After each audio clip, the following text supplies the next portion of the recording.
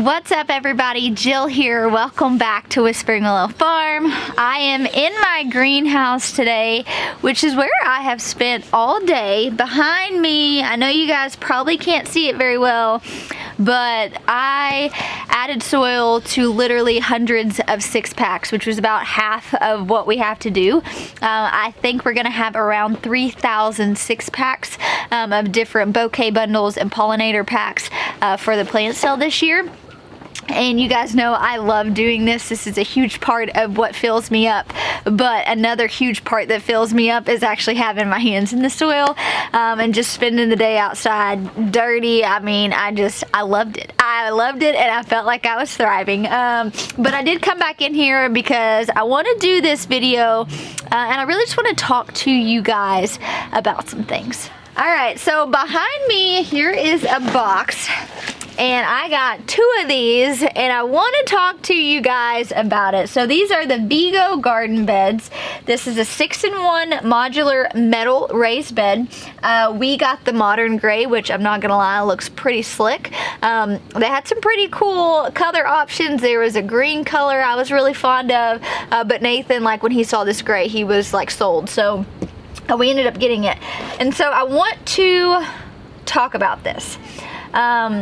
The cool thing about this is you buy this, but you can literally configure it in, well, 6 different ways. And so that's listed on the back of the box here, how you want to do it. So my goal for these raised beds is to have them either in front of the seed starting greenhouse or in front of the high tunnel. And this is, I guess, the part I really want to talk about. Like, let's dive into raised beds versus in-ground gardening. I get asked this question all the time. What is the best approach? I'm a new gardener. I'm a beginner gardener. What do I do? And man, I wish I could tell you and give you a straightforward answer, but I can't.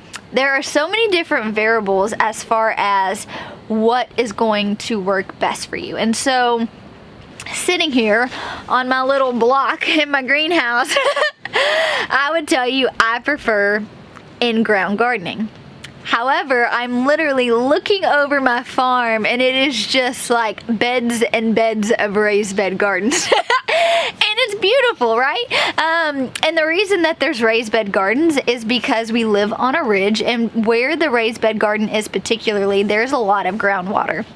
And so if we were to make that an in-ground bed, it would flood and it wouldn't work. And so for this farm and for the space, raised beds were our only option. And so I think that there is no one shoe fits all, because for me, if I want to grow food on a larger scale, raised beds are how I have to achieve that and make that goal happen.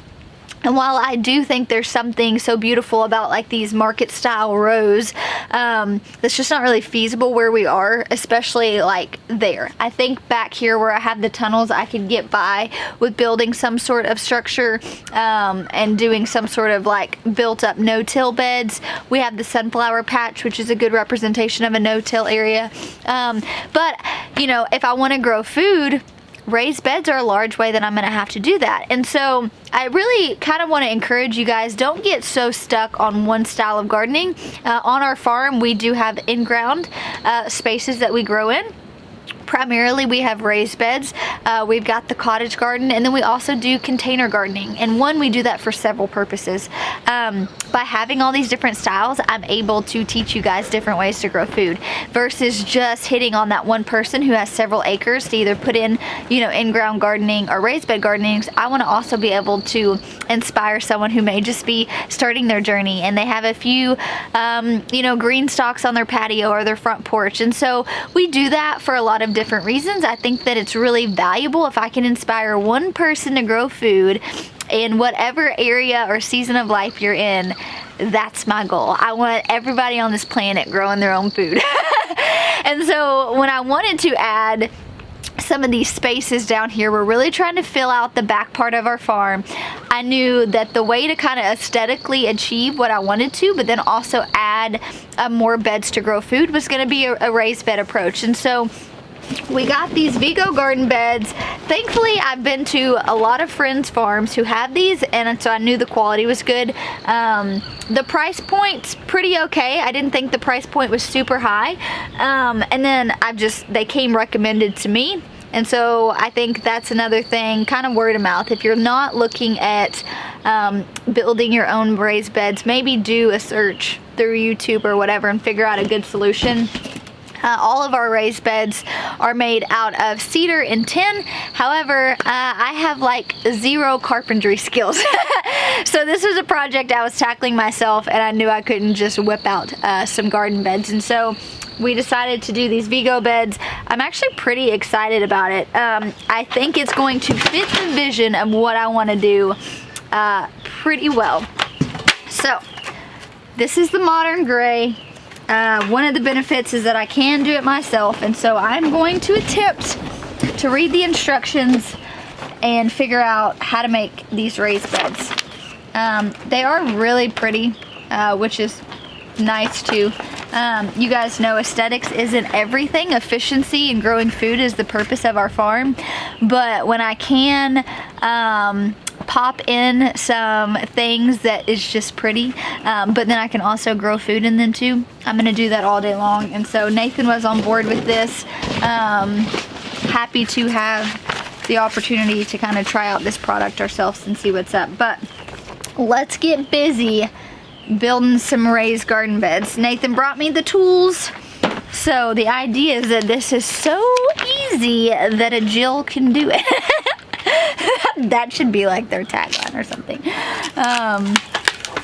Oh yeah, this is stunning. This is gonna be great. You know, I think when we talk about gardening styles, everyone kind of has that preference that like sticks out at the front. They're like, oh yeah, like raised beds are the only way I would do a garden. Or, you know, my papa always did in-ground gardening, so that's what I'm gonna do. We all kind of have these ideas of what we want to do and how we prefer to garden and grow food. But at the end of the day, it really doesn't matter how you're growing food, right? With the prices of food skyrocketing and just the lack of local farms, I think that really there's kind of this urgency that we all need to be growing our own food. I was actually talking with a gentleman today, an older gentleman, and he asked me, you know, kind of just in normal conversation, started asking, you know, what we did, and I told him that we farmed. And one, he seemed shocked by that, and I'm assuming it's because my age. And you know, I told him that my hope is to inspire people to where this generation and this culture really creates the shift, and not out of a fear-based thing. Like, I don't want to grow food because I'm fearful. I want to grow food because it's what you do. If you want access to healthy organic food, you grow it yourself or you buy it from the farmer down the road. And I think that used to be the mentality to an older generation. You know, to my papa's generation, they didn't grow food because it was this fun thing that inspired them. Like, they grew food because if you didn't grow your food, you didn't have food to eat. And granted, I don't want it to be like that either, but I think that more people need to be bringing awareness to the fact, like, hey, we should be responsible for our food. We should know where it comes from. We should even play a part in growing it. And for some of us, it's become our lifestyles and our jobs. And for other people, you know, it may look like just buying from that local farm down the road. And I think there's a lot of value in that. But something that's just kind of been on my mind and my heart lately is like, how do we spread awareness to really shift the culture that we're in now, to where they just feel the need, the drive, the want to grow their own food and know where it comes from. And so I think you're going to see more spaces like this pop up on our farm. Any opportunity we can grow more food, you know. And for me, that's going to look like having a couple raised beds in front of the seed starting tunnel, maybe a couple raised beds in front of the high tunnel, just wherever I can fit in.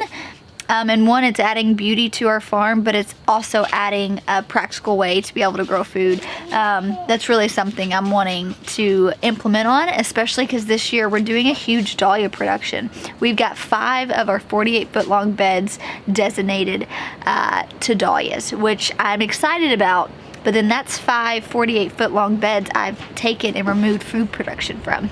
And so if I can max yields in these little raised beds, I think that might be my sweet spot, and it will keep my husband happy. So that's what Mama's doing. But let me grab these instructions and we will start assembling this. June, are you gonna help me? Is it windy? Do you want to help Mom make a raised bed? Yeah, I missed you today. I missed you. You missed me? It's okay. It's not gonna rain. It's just really windy, okay? I don't want it windy. Oh, I'm sorry. You're gonna have to go talk to Mother Nature.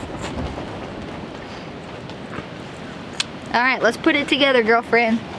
All right, so the first step, there is a film that is over all these sheets. We need to remove that film and then also figure out which configuration we're gonna do. So this is 6-in-1. One thing I really like when it comes to, you know, raised beds like this is I can assemble it and then I can move it, you know, before I fill it up or anything. And I could also, if I didn't do one configuration, yes, it is my time and I just hated it, there's the option to try and do it in another way. But that is one thing, if you're making like permanent raised beds, you need to have a plan and a layout beforehand, because once you put it there, it's permanent. I'm windy. You're windy? Okay. All right, so there are two different options that I'm leaning towards, just due to space and placement, and that is the 5 foot by 3.5 foot is one option, or the 3.5 foot by 2 foot. The only thing that kind of steers me away from the second option, although I think it might fit this space better, is if I really needed to max out food production in these beds, because there was, you know, lack of availability to food. I think having the 5 foot by 3.5 foot is going to be super beneficial. This is 25 cubic feet, and so I think I'm going to try to build the 5 foot by 3.5 foot bed first, and if I absolutely hate it or it just doesn't fit, then I'll just go ahead and do the next one.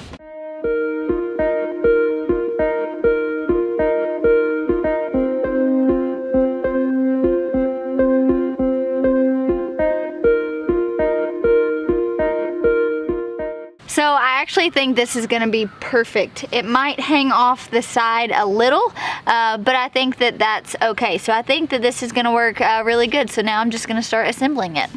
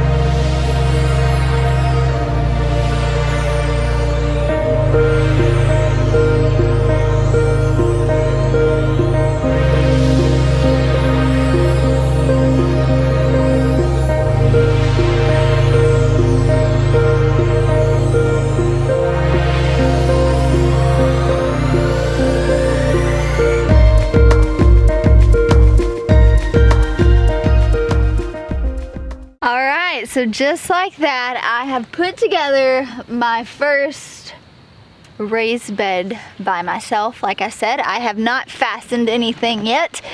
I'm not gonna lie, what took like a couple minutes to show you guys in time lapse took me a hot minute to actually do.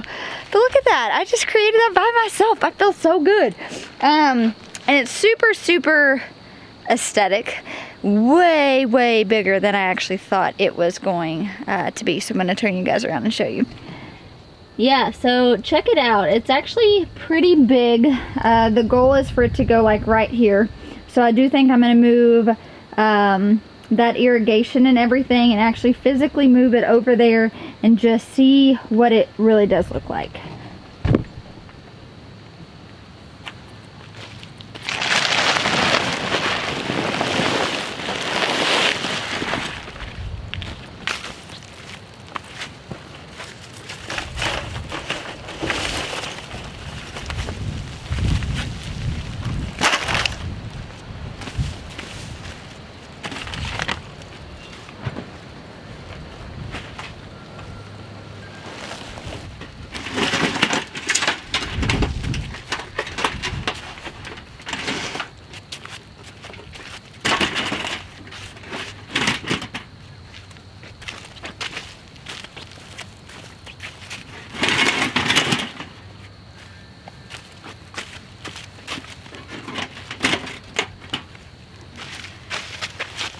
Alright, look you guys, it's perfect! Oh my gosh, it like just fit in that space perfectly. So I love it. We do have these poles with the crank on it. So right here it's kind of overhanging towards the door.